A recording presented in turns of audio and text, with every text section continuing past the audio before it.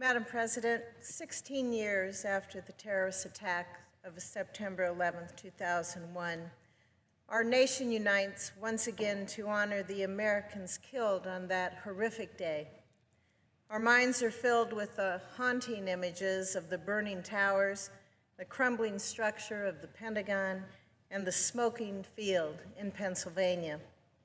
That dark day drastically changed the course of our nation, and we will always remember where we were when we first heard the news that our country was under attack. But 9/11 did not change who we are or the values we hold so dear. Amidst the heartbreak and devastation, our citizens showed abounding courage, kindness, and love of country.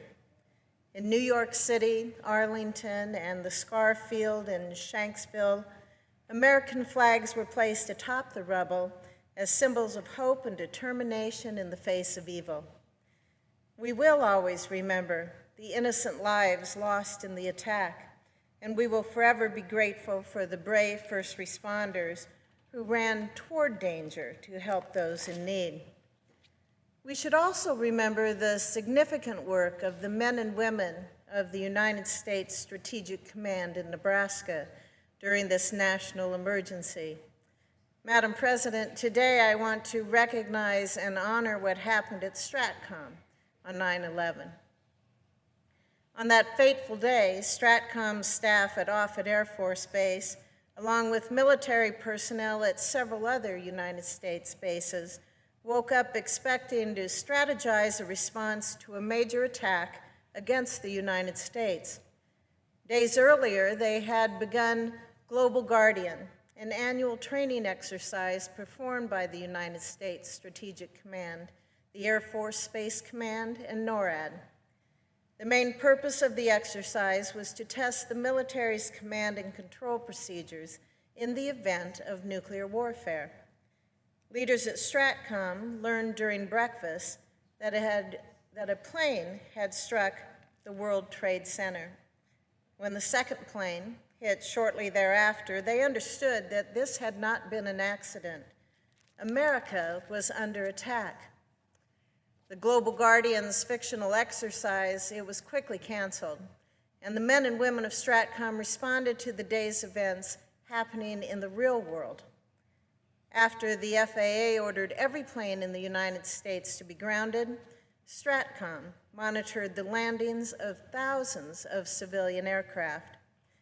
Using a screen on the wall of the command post, they worked to identify which planes had been hijacked, knowing that finding these dangerous needles in the haystack of America's commercial airline industry could be the difference between safety and catastrophe. As the day unfolded, STRATCOM leadership received a 30-minute notice that a secure location the president would be using was going to be Offutt Air Force Base, and Nebraska was ready to protect the president. Escorted by 2 F-15 fighters, Air Force One landed around 1:50 p.m.